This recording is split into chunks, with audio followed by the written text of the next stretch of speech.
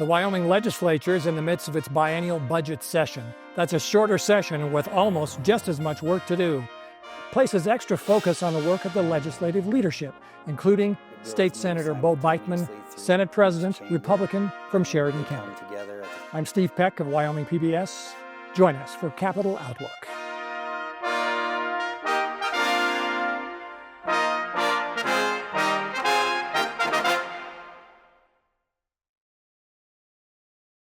Welcome to Capitol Outlook. We're speaking to you from our Wyoming PBS studio at the Wyoming Capitol in Cheyenne, joined today by the President of the Wyoming Senate, Senator Bo Biteman, District 21 from Sheridan County. Thanks for being with us. Thank you, Steve. It happens to be at the end of a long legislative day. Yeah. And we appreciate your time as always. Appreciate you having me on, sir. What's turning into be a busy session, but I guess they all are kind of like that. Yeah. This is your first budget session as Senate President, correct? Yes. How's that been so far, both just in terms of the session in general and your expanded duties as the leader? Yeah, it's been great. The Senate's been running very smooth. I think we're either on or ahead of schedule of where we wanted to be. We're getting all of our Senate files through, as well as doing the budget. We're going to have our budget in on time, and everything's running very well. And I just can't thank my leadership team enough, Vice President Salazar and Majority Leader Nethercott, and all my chairmen. It's been a team effort, and all my senators, and they've done a great job. That's not always the easiest thing in the world to do, is it? No guarantees that it's going to be smooth sailing. I guess there aren't any even from here on out, but so far so good. Huh? So far so good. We collaborate. We talk a lot. The Senate caucuses frequently, all members, not just the Republicans. We invite the two Democrats down, and I find it very important as the leader of the body to make sure I have my finger on the pulse of where the body's at and where we want to go. Well, this is the budget session, as we mentioned. The thing that you have to get done here in the next couple, 3 weeks is get that budget done. There are other things that you make time for if the body says that it wants to do it, and I know that's happening as well. Let's talk for a couple of moments about the budget. The budget that was recommended and came out of the Joint Appropriations Committee had some controversy to it. Every budget has things that people disagree with. But in the past couple of days, this week that we're talking about, there have been some changes in that, the standing of that document.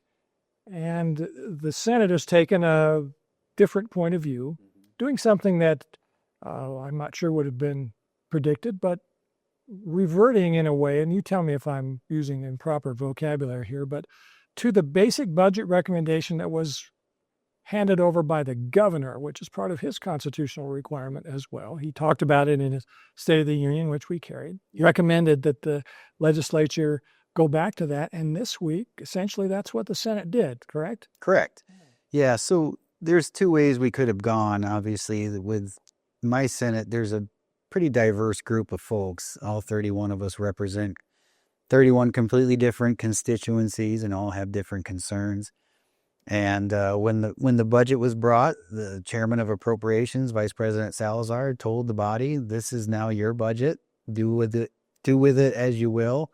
And the body decided we could have worked from the JAC version of the bill and added stuff to it, or kind of hit around the edges, or a group of senators got together and decided, you know what, the best thing to do, the most efficient use of our time, would be to adopt the governor's rec right off the chute and then work from there. So that's what we did. That's what the majority voted for.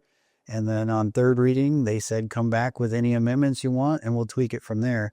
It turned out to be a very efficient use of our time. We finished the second reading of the budget in probably record speed. And we were able to get through it very quickly. And we'll have third reading on the budget on Thursday and Friday. So as we're sitting here today, just in the next couple of days. Yeah. So this means there are now two bills at play. And there's always are, one chamber or the other, and they always end up in the conference committee to iron things out at the end of the session. Do you anticipate that process is going to be much different this year, or made more difficult by the fact that you're sort of starting from two pretty different places, or can you tell at this point? Honestly, I don't think we're all that far apart dollar-wise. I don't have the specific amount, but it's not a whole lot. And the only thing that's at play right now, since the Senate's a little bit ahead of the House, is the timing of things. Because typically, the budget bills move simultaneously through each chamber, and they come together at the same time. Now that the House is still a day or two behind the Senate, we might have to slow things down on the Senate side so we don't get too far ahead of ourselves. So that's something to pay attention to, but we can correct that on Friday.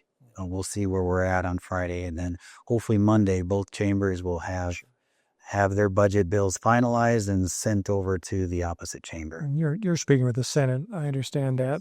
You say you're head of the House. How does something like that happen? So the House had 100 and some odd amendments on second reading, and they went well into the night, into the wee hours of the morning. So they ended up having to use an extra legislative day.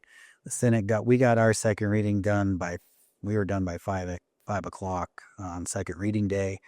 Our rules say that the third reading has to happen on the second day after second reading, which for us would be Thursday. We can stretch out the budget to Friday because the House, it sounds like, is going on Saturday on third reading as far as Saturday goes. So there'll be a day ahead of us at least, and we can slow things down as much as possible, and we'll have to look at the procedures to do that. Just for comparison, how many amendments were offered in the Senate? 19 on second reading, and most of them were withdrawn after the big one passed. And then everybody got their third reading amendments in to go from there. Tell us what the big one was, if you don't mind. It was the governor's rec. I see. Yeah. Mm-hmm.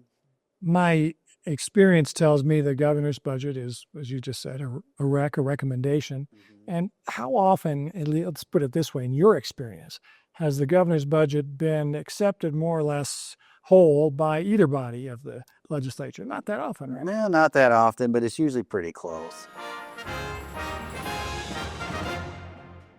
During his State of the State address February 9th, Governor Mark Gordon talked about his budget proposal that now has been accepted by Senator Biteman as the starting point for the Senate's budget work, including a startling fact about the state's 50-year program of long-term savings, namely that the earnings from those trust accounts now generate almost $1 billion for Wyoming every year. I turn now to some key areas that I hope you will keep top of mind as you embark on your work. This session is about our ability to develop a 2-year budget for the state of Wyoming. What I delivered to you in November is not a generic spending plan, but an essential contract between Wyoming families and the government they elected. And that government is us. This budget originally left a surplus of $500 million. Because of the good work of Treasurer Meyer and his team, we've harvested another $250 million in investment income just since I released my budget recommendation.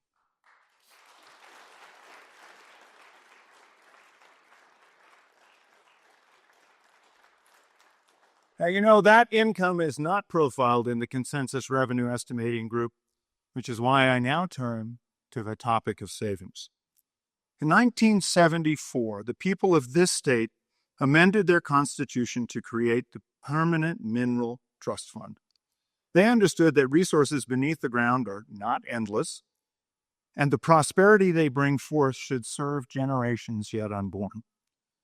By placing a portion of those revenues in a trust, Wyoming chose prudence and discipline over political impulse and indulgence. That decision bears fruit today. Last year, the PMTF and her sister trusts produced $913 million, now the single largest source of state income. What we do today builds our future, one way or another.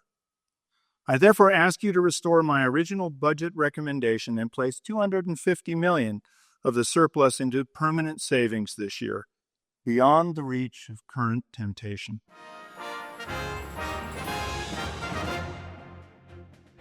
Typically, when budget negotiations get down to the wire, we're basically hung up on 15, 30, $40 million out of a $10 billion budget. So, you start getting in the minutia at that point. I'm very confident we'll have a budget deal at some point by the time we get out of here. And again, it'll probably be something similar to where we're at now between the two chambers. A lot of the processes are more or less the same. You hear from the different departments, the different experts. They say, here's what we think we ought to do. You have one person in the governor's office expressing an opinion, maybe more than a single person has that kind of influence in the other bodies. But it's all the same departments, the same issues, the same dollars and cents. Yeah, and the budgets over time have been pretty flat.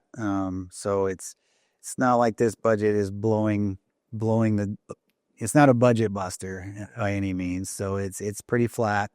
There's not a whole lot of new spending in there. There's some state employee raises, and but there's not a lot of contentious items in the budget.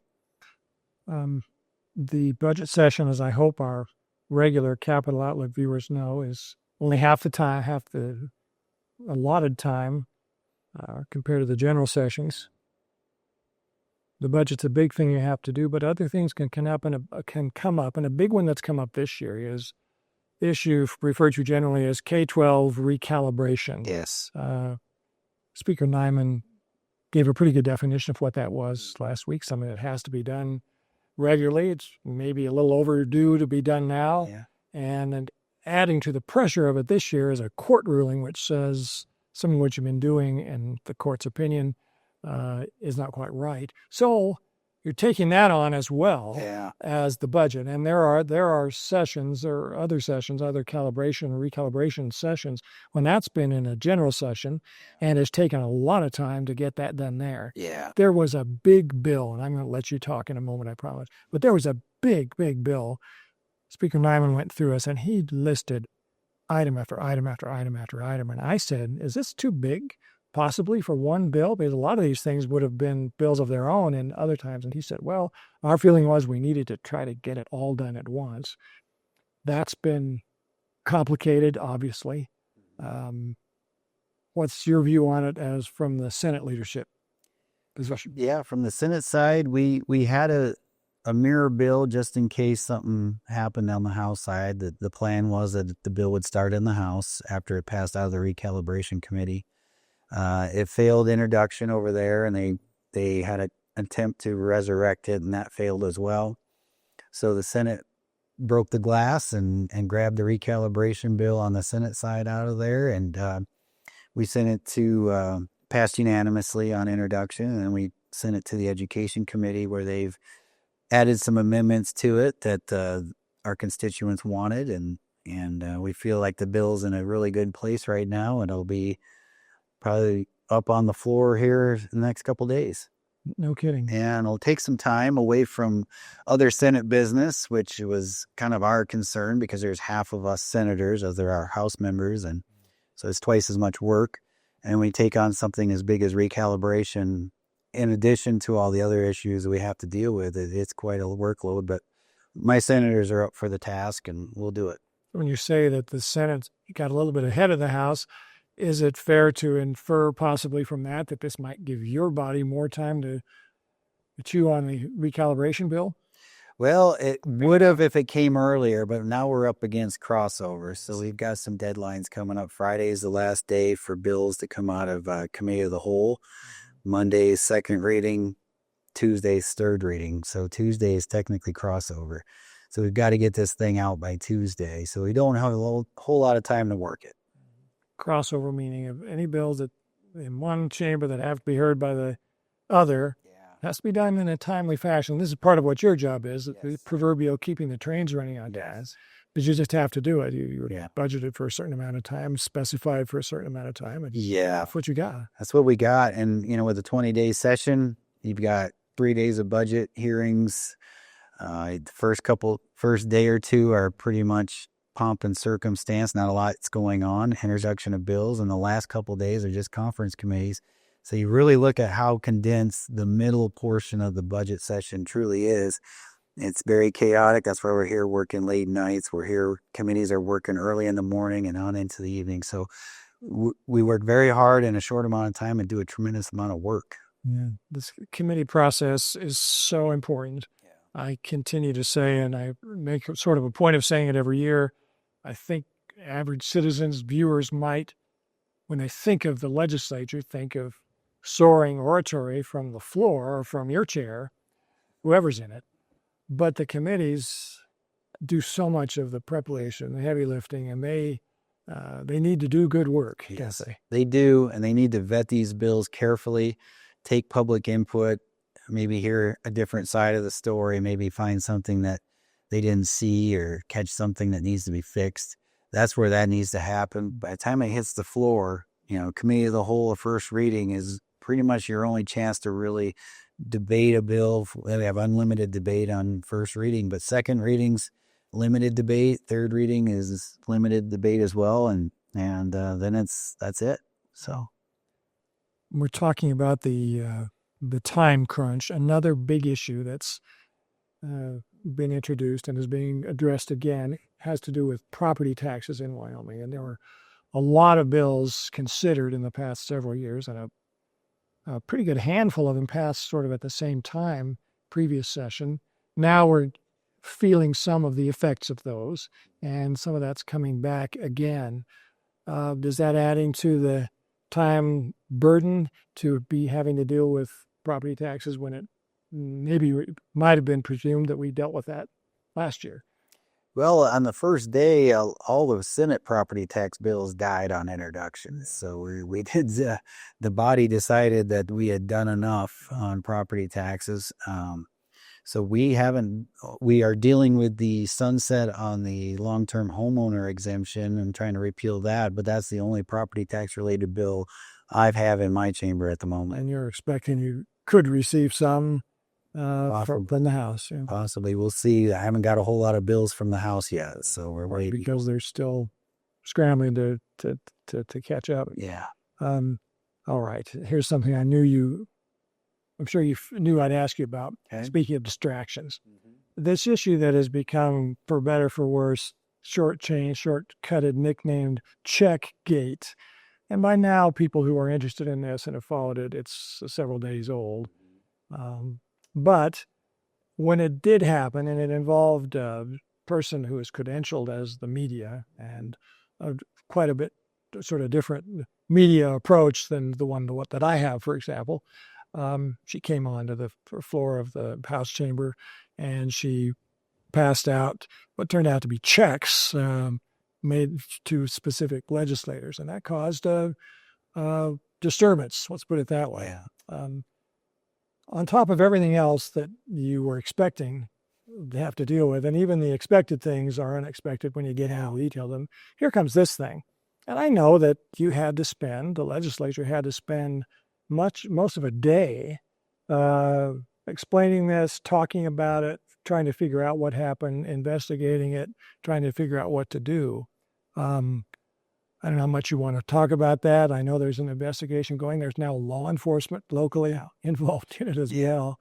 But fair to say that's something you probably wished hadn't happened. Oh, of course. It was a nuclear bomb that went off, and nobody was expecting something like that to ever happen. Certainly when you're presiding officer, you have a lot of things that happen during your 2 years in office. That's one thing you never would expect it would happen, but it did. And I think the Senate, at least on the Senate side, we acted swiftly and we acted accordingly, I think, and we put out a statement right away condemning it wholeheartedly. I think it was shocking on many levels. Tell us about what the big deal is when something like that happens, or when a particular thing happens. Yeah, that's something I don't think has ever really happened, at least since I've been around. Something as brazen as handing out checks on the floor of one of the chambers. It's a solemn place. It's something that you just don't do, and we never thought we'd see something like that happen before, and it was a shock, and it took a while to even process it. But it's can't say a whole lot about it yet because of the investigations going on, but it's just hopefully it's not a stain that'll be on the legislature for too long. I know you can't give us chapter and verse, all the details. Can you tell us what exactly is the nature of what's being investigated? Just generally speaking, what do you want to know? I think we want to know if there was, being tied to specific legislation that was of interest to the person handing out the checks, and what those checks were for. And so find out a little bit more about that. But at this point, I'd rather defer to law enforcement. Are you satisfied so far in the aftermath of it that things are progressing in at least a way that's going to be productive? Yeah, I think so. I have faith in the investigation that it will come out either way, and we'll be satisfied with what they come up with. Irritating a little bit, I guess. Today, or maybe, I guess it was yesterday, this week, though, the governor now has become involved, and he signed an executive order saying, don't do anything like this ever again. Was that going to be satisfactory, do you think? Or you're in the other body, the other branch of government, still have to have some action probably from the legislature as well? Well, the Senate passed a rule. We drafted a rule change to address it. So that won't be able to happen on the Senate floor or any place controlled by the Senate president, which would be our committee meeting rooms in this area. And the governor took it a step further and used the whole Capitol grounds and complex. So I think it's being addressed, and it's probably something that probably should have been done a long time ago, but I never knew it to be an issue. So. A lot of one of the interesting parts of the coverage has been lots of past legislators, different sides of issues, different sides of the aisle, have said they've been almost unanimous in saying, "Boy, this is unheard of," and would have been unheard of, and maybe still ought to be unheard of. Yeah. Maybe going forward, it will be again. Yeah, it should be unheard of from going from here forward. Yeah. Hopefully, with these rule changes and things, and just the outcry from the public, just knowing that this is not right and it shouldn't have happened, and we'll hopefully be able to learn our lesson and move on. Okay. Well, you are concluding your term as Senate president, and you know as well as anyone that the top legislative leaders, historically at least, they tend, number one, not to seek another term in the leadership. It's not unheard of for that to happen, and it has happened fairly recently with Speaker Harshman, for example, a few years ago. But that's typically, I don't think it's a rule, but it's an expectation, at least. And often they retire from the legislature as well. Now, you and Speaker Nyman have come to the leadership positions a little sooner than, again, historically, many of the leaders have. I asked him about this, that you've only been in office a couple of terms. Are you ready to retire from the legislature? And he, of course, said, listen, we're dealing with this right now, and I'm thinking that all over. The other thing that happens, of course, is Senate and House leadership, top leadership in the legislature. The names tend to be mentioned for other offices, statewide offices. Your name comes up from time to time in these discussions, as I'm sure you know. What are you thinking about the future? Anything, are those things crossing your mind? Are you thinking about, hey, maybe I'd like to be Senate president another term, or? No, I will follow tradition, and I will not be running for Senate president again. I won't return to the Senate. I think it's important that it's time. Once you're Senate president, I think it's best to head off and do other things. Remind us how long you've been in the legislature. This will be my 10th year. Yeah, so it's not like you're a rookie, but... No. So I did 2 terms in the Senate and 1 in the House, and I term limit myself. Term limit yourself. Good way, interesting way to put it. All right, so you know the question that's following. What are you running for now? Is that something that's just in the general terms? Is that something that's on your mind, under consideration? Certainly been asked multiple times about multiple different positions, obviously, but my answer is the same, and it's, in Wyoming, we typically do the job we were elected to do first, and I want to maintain that tradition. I've got 2 weeks left of this budget session to really finish the job. That's all I'm focused on right now at this time, and there'll be plenty of time after session to come up with a decision. Period for filing for office doesn't even begin until months from now. From May, yeah. I was in an interview we did 2 weeks earlier with the governor. He and I were talking about remembering the time when in Wyoming you didn't have to announce your political intentions a year ahead of time. Oh, yeah. But that's one of these sort of creeping national trends that, like so many, eventually. Well, we'd like to see that not happen. Dear to Wyoming, but of course some candidates already have done that. Yeah. So I think a lot of voters would appreciate hearing what you just said. That's a big job we have right now. It's become a little extra complicated this session, and even we might have expected. So concentrate on that for the time being. That's what I would expect as a voter. You know, if I elected somebody to office, I'd want them to do the job I elected them to do and not seek higher office the whole time they were in that position. So, Senator Bo Biteman, President of the Senate, up there wielding the gavel at the start and the end of the session and doing a lot of other things in between. Busy job, and no obligation requires you to come here and speak with us. But thank you for doing that. I appreciate it. I hope viewers do. I hope voters do. I obviously think it's an important thing to do. I'm glad, at least for tonight, you thought the same thing. Absolutely. I love it. I love this opportunity, and it's always a pleasure to be on with you. It's always a great conversation. Okay, I appreciate that. Thanks for being with us on Capital Outlook. Thank you.